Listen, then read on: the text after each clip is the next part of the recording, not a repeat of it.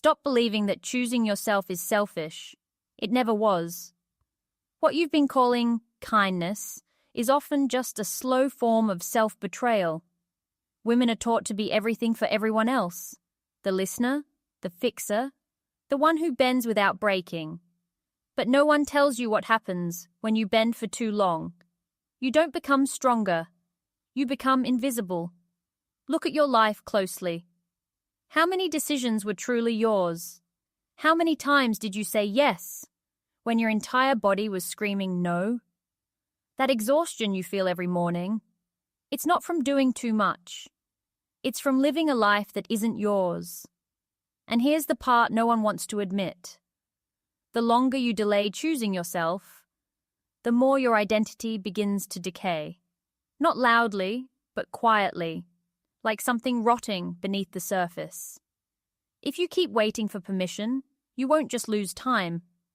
You'll lose the version of you that still remembers who she was before the world told her who to be.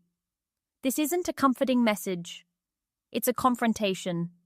And if you're still here, it means a part of you is ready to break the pattern. I didn't realize I was disappearing. Not all at once, but in fragments. It started with small things. Saying yes when I wanted to say no. Smiling when something inside me felt off. Adjusting my tone, my opinions, even my dreams, just to fit into spaces that were never designed for me. At first, it felt noble, like I was being understanding, flexible, loving. But over time, it became suffocating. I remember one night, sitting alone in my apartment, the kind of silence that feels louder than noise. My phone was full of messages, people asking for things, needing things, and yet not a single person was asking how I truly was. And the worst part?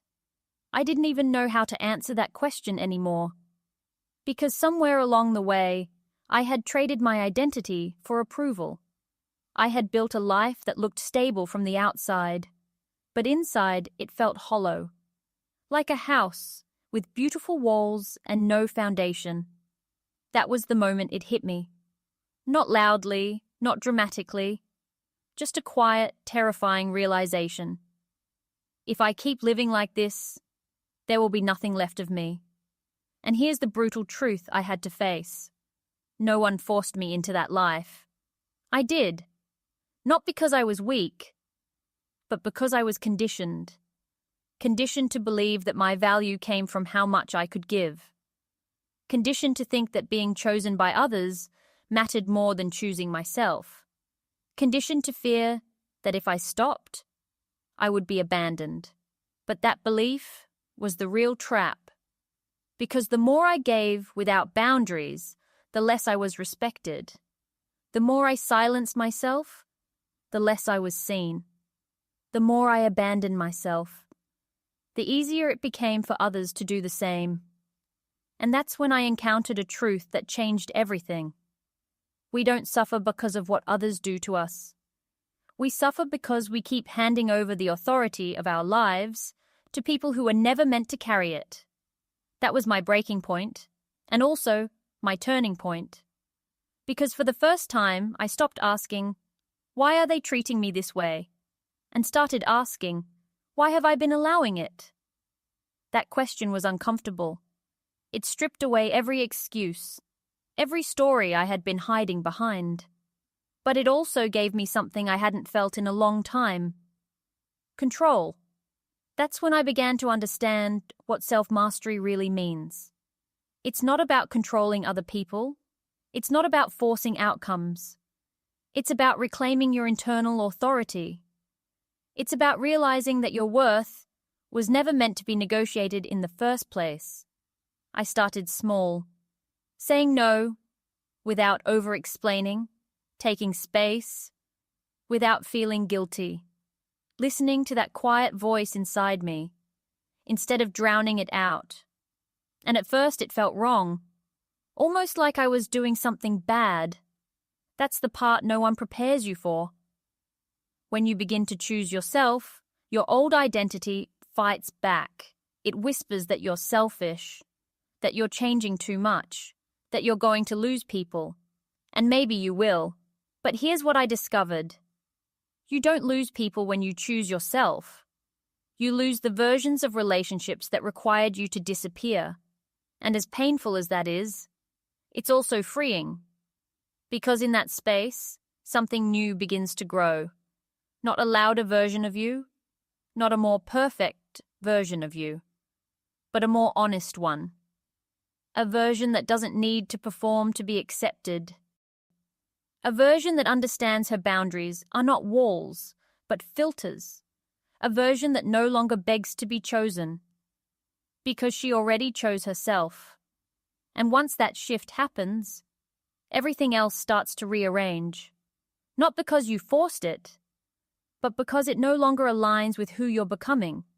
Now you understand something most people avoid their entire lives. Choosing yourself is not an act of rebellion. It's an act of returning to your origin.